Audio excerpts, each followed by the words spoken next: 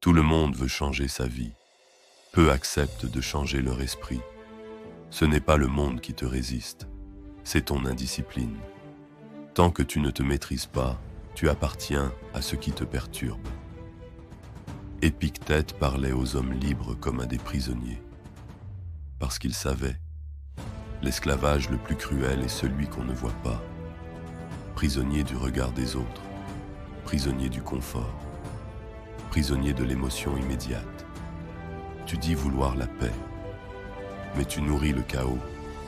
Chaque distraction est une chaîne, chaque excuse, un verrou. Le stoïcien ne négocie pas avec ce qui l'affaiblit.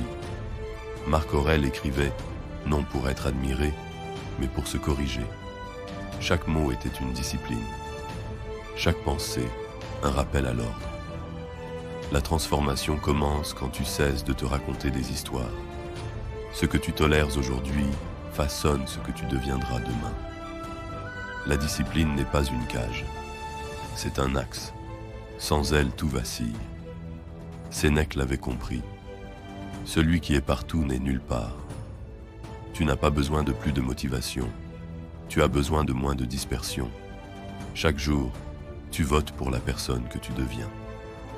Gandhi savait que la violence commence toujours dans l'esprit. La pensée précède l'acte. L'acte répété forge le caractère.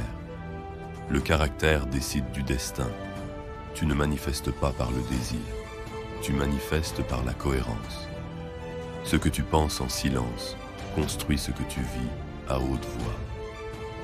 Le stoïcien n'élève pas la voix. Il élève ses standards. Il ne fuit pas la souffrance. Il l'utilise comme un professeur.